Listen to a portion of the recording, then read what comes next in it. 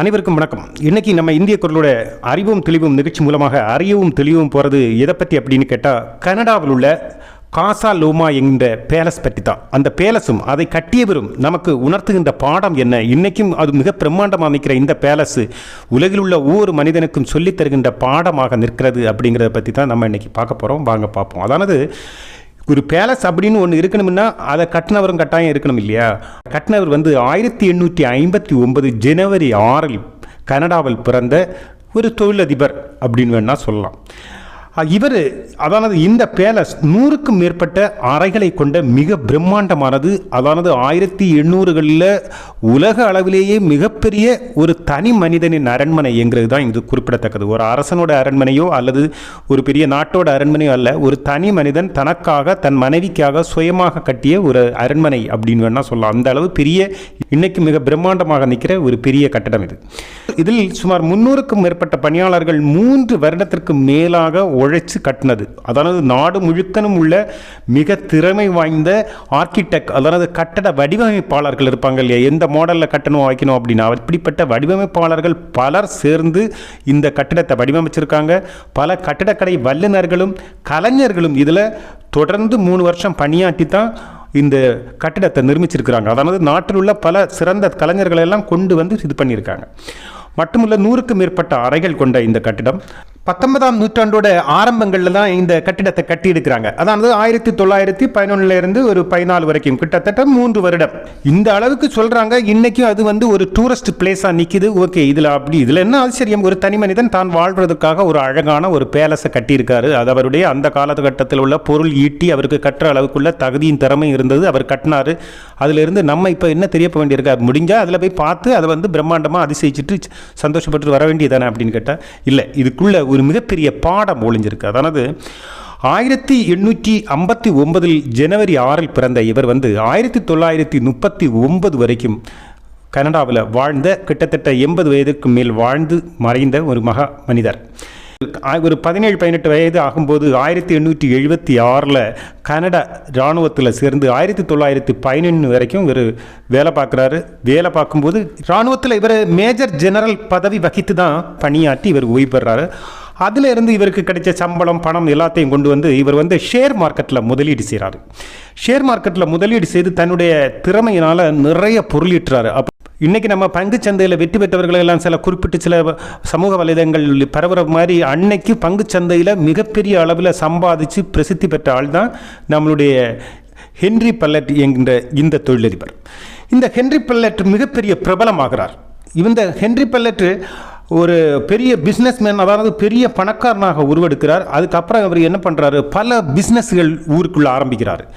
அதனால் தன்னுடைய நாட்டில் ஆரம்பிக்கிறாரு. நம்ம இன்றைக்கி அதானி அம்பானி மாதிரி அன்னைக்கு அவர் நிறைய எல்லா துறைகள்லையும் ஆரம்பிக்கிறார். அது அவர் சாதாரண பிஸ்னஸ் எல்லாம் கிடையாது. ரயில்வே ட்ராக் நிர்மித்து ரயில்வே இது பண்ணுறது, ஃப்ளைட் கம்பெனி உருவாக்கி ஃப்ளைட்டையே அங்கே உருவாக்கி ஃப்ளைட் விமான நிலையங்களும் அது இதெல்லாம் பண்ணி அந்த மக்களுக்கு பயன்பாட்டிற்கு கொண்டு வந்து அதிலிருந்து காசு சம்பாதிக்கிறது. அடுத்து பவர் ஹவுஸ், ஹைட்ரோ, அதாவது தண்ணியிலிருந்து கரண்ட் எடுக்கிறது, நிலக்கரியிலிருந்து கரண்ட் எடுக்கிறது அப்படின்னு சொல்லிட்டு பெரிய பெரிய பவர் பிளான்ட்டுகளை உருவாக்கி அதை மக்களுக்கு விற்று அதிலிருந்து காசு பார்க்குறது. இப்படி பல பிஸ்னஸ்கள்லையும் அதாவது என்றாவாத துறைகள் இல்லாத அளவுக்கு அப்படி இப்படின்னு எல்லாமே இது பண்ணுறாரு. ஆனால் அவருடைய மெயின் பிஸ்னஸ் எல்லாமே இந்த பவர், ட்ரெயின், ஃப்ளைட்டு அப்படி இப்படின்னு எல்லாம் வருது, போக்குவரத்து துறை சார்ந்த விஷயங்கள் அப்படின்னு அவர் பங்கு சந்தையில் இருந்து கொஞ்சம் கொஞ்சமாக நிறுவனங்கள் நிறுவி பிஸ்னஸ் லெவலில் வந்துட்டார். இப்படி பெரிய லாபத்தை சம்பாதிச்சு பெரிய பணக்காரனாக இருக்கிற இவருக்கு தான் அந்த டைமில் இந்த ஒரு தனக்கும் தன் மனைவி, அன்பு மனைவிக்காக ஒரு அழகான ஒரு பேலஸ் எங்கே கட்டணும் அப்படின்னு அவர் நினச்சி அந்த காசலோமா என்கிற அந்த பகுதியில் அந்த அரண்மனையை நிறுவனன்னு அவர் விரும்புகிறாரு. அந்த காசலோமாவுடைய குன்றின் பகுதியில் ஒரு அரண்மனையை நிறுவித்தான் நான் முதல்ல சொன்ன பெரிய பிரம்மாண்டமான இந்த அரண்மனையை நிறுவுறாரு. இதோட பேரே காசலோமா என்ன, ஹவுஸ் ஆன் த ஹில் அப்படின்னு பேர். இது ஸ்பானிஷ் மொழியில் தான் இதை சொல்லியிருக்காங்க, காசலோமா அப்படின்னு. இது அந்த அளவுக்கு பெரிய அரண்மனை கட்டி கோலச்சி வாழ்ந்தார். ஒரு 8-10 வருஷம் அப்படி வாழ்ந்துட்டு இருக்கிற நேரத்தில் தான் கனடா அரசாங்கத்தில் சில மாற்றங்கள் உருவாகுது. அதனால் புதிய சட்டத்திட்டங்கள் எல்லாம் வரும்போது அந்த சட்டத்திட்டங்கள் படி சில விஷயங்களை எல்லாம் நம்ம நாடுகளிலேயே நடந்தது மாதிரி அரசுடைமையாக்குதல் அப்படின்னு சில விஷயங்கள் எல்லாம் வரும் இல்லையா? அதே மாதிரி டாட்டாவோட இருந்து நம்ம ஃப்ளைட் கம்பெனிகளை எல்லாம் அரசுடைமையாக்கின மாதிரி கனடா அரசும் தனியாரிடமிருந்து சில விஷயங்கள் அரசுடைமை ஆக்கிறதுக்கு முதல்ல இவங்க எலக்ட்ரிசிட்டி, அதாவது கரண்ட் தயாரிக்கும் நிறுவனங்களை எல்லாமே அரசுடைமையாக்குச்சு. அதானது ஹென்றி பெல்லட்டோடைய கம்பெனிகள் பல இருந்தன, பவர் தயாரிக்கிற கம்பெனிகள். அந்த கம்பெனிகளை எல்லாம் அரசுடைமையாக்கணும். இவருக்கு பெரிய நஷ்டம் வந்தது. கவர்மெண்ட்டும் பெருசாக ஒன்றும் அவங்களுக்கு பணத்தை கொடுத்துட்டு அதை வாங்கலை. அவங்களா இது கவர்மெண்ட் தான் இனி தயாரிக்கும், நீங்கள் இனி தலையிடப்படாதுன்னு பிடுங்குற மாதிரி எடுத்துக்கிட்டாங்க, அவ்வளோதான். அதே மாதிரி தான் போக்குவரத்து துறை, அதானது ரயில்வே துறையிலையும் அப்படி எடுத்துச்சு. அதுக்கப்புறம் இந்த ஃப்ளைட்டையும் எடுத்துச்சு. அதானது இந்த ஹென்றி பெல்லட்டுக்கு மிகப்பெரிய பிரம்மாண்டமான வருமானங்களை கொடுத்துட்டு இருந்த இந்த துறைகளை எல்லாமே அரசு எடுக்கவும் வருமானம் பயங்கரமாக அடி வாங்குச்சு. ஹென்றி பெல்லட்டுடைய மிக கனவு இல்லமான இந்த கேசா லோமாவுக்கு ஒரு மிகப்பெரிய வரியையும் இந்த டொராண்டோ முனிசிபாலிட்டி விதிச்சுது. அதாவது இந்த டொராண்டோ பகுதியில் தான் இந்த கேசா லோமா இருக்குது. அந்த டொராண்டோவோட முனிசிபாலிட்டி மிகப்பெரிய ஒரு வரி வருஷம் நீங்கள் கட்டணும் அப்படின்னு சொல்லிடுச்சு. அப்போ அந்த வரி மிகப்பெரிய அதிகமான வரி, அதாவது இவருக்கு கிடைக்கிற லாபத்தில் பிடுங்குற மாதிரி உள்ள வரி தான். ஒரு கட்டத்தில் இவருக்கு அதை கட்டவே முடியல. ஏன்னா முக்கியமான இவருடைய வருமான மார்க்கங்கள் எல்லாமே அரசுடைமை ஆக்குனாலையும் மற்றபடி பிரச்சனைகளையும், அதனால் இருந்த கொலாப்ஸ் பிரச்சனைகள், இவர் அதுக்காக கொண்டு வந்த மூலப்பொருட்கள் எல்லாம் தேங்கி இப்படி பல பிரச்சனைகளை, அதாவது ஒரு நிறுவனத்தை டக்குன்னு ஒரு ஆள்கிட்ட இருந்து பிடுங்கும்போது அது சம்பந்தமான மூலப்பொருட்கள் வாங்குறது, தொழிலாளர்களுக்கு செலவு பண்ணது, அடுத்து இனி ஃபியூச்சருக்காக அவங்க பிளான் பண்ணி செஞ்சு செலவழித்தது எல்லா காசுமே எல்லாம் வீணாகும் போது அவங்களால சமாளிக்க முடியாமல் திணறி பெரிய நஷ்டத்தை அடையும் போது இவருக்கு இந்த அதானது கனடாவிலேயே மிகப்பெரிய பணக்காரன், ஏன் உலகத்திலேயே எண்ணப்பட்ட பணக்காரர்கள் ஒருவராக இருந்த ஹென்றி பெல்லட்டுக்கு தன்னுடைய வீட்டோட வரி கட்ட முடியாத நிலைமை உருவாகுது. வரி வருஷம் கூடிக்கிட்டே போக ஒரு கட்டத்தில் டொராண்டோ முனிசிபாலிட்டி அவரை அந்த வீட்டில் இருந்து இறக்கி வெளியே கொண்டு வருது. இந்த வீட்டை நாங்கள் கவர்மெண்ட் எடுத்துக்குது, நீங்கள் வரி கட்டலை, அந்த வரிக்கு இவ்வளவு பணம் வருது, இவ்வளவு பணத்துக்காக உங்கள் வீட்டை நாங்கள் அரசை எடுத்துக்குது அப்படின்னு சொல்லி அவரை வீட்டில் இருந்து இறக்கி விட்டுருது. சொந்த வீட்டில் இருந்து படியிறங்க வேண்டிய வரும்போது எப்படி இருக்குன்னு பாருங்கள். இதில் ஒரு கொடுமை என்னென்னா, இந்த அரண்மனையை விட்டு கொஞ்சம் நகர்ந்து எல்லாம் வரும்போது இந்த அரண்மனையோட பாதி அளவுக்கான கட்டடங்கள் மறுபடியும் ஒரு பேலஸ் மாதிரி ஒன்று இருக்குது. இது என்னடான்னு கேட்டால், இந்த அரண்மனையில் அன்னைக்கு வேலை பார்த்த குதிரை லாயம், அதாவது அன்னைக்கு வேலை பார்த்த குதிரை லாயமும் குதிரையிலையும் இல்லைன்னா அந்த சாரட்டு வண்டிகளில் எல்லாம் வேலை பார்த்த நபர்களுடைய வீடும் குதிரைக்கான லாயம் எல்லாம் சேர்த்து தான் அந்த ஒரு பேலஸ்.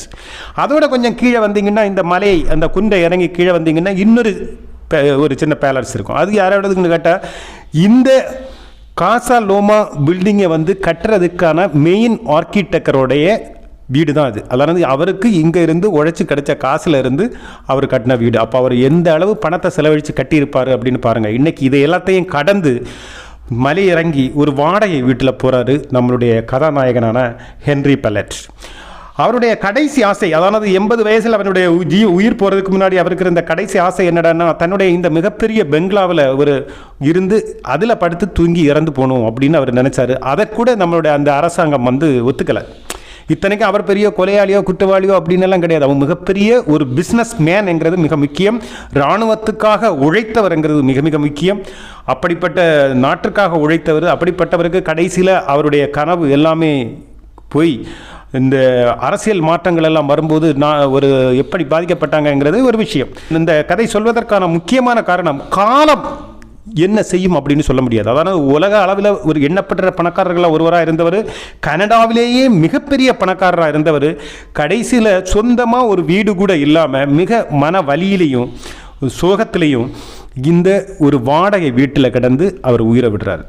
பேலஸை தன்வசப்படுத்திய கவர்மெண்ட் என்ன பண்ணிச்சுன்னா, இதை பல ஈவெண்ட்டுகள், அதாவது சில பெரிய நிகழ்ச்சிகள், பெரிய பணக்காரர்கள் நடத்துகிற பெரிய பெரிய நிகழ்ச்சிகள் நடத்துறதும், பெரிய பணக்காரர்களுடைய திருமணங்கள் நடத்துறதுக்கும், பெரிய பெரிய பணக்காரர்களுடைய செலிப்ரேஷன், பிஸ்னஸ் செலிப்ரேஷன் அல்லாத உள்ள ஒரு பெரிய செலிப்ரேஷன்கள் எல்லாம், அதாவது கொண்டாட்டங்களும் இதெல்லாம் பெரிய பணக்காரர்கள் பெரிய பணச்செலவில் பணம் கட்டி செய்கிற கெப்பாசிட்டி உள்ளவங்களுக்கெல்லாம் நடத்துறதுக்கான இதை, அதாவது சுருக்கமாக சொன்னால் ஒரு ராயல் ஆடிட்டோரியமாக அதை யூஸ் பண்ண ஆரம்பிச்சிட்டாங்க.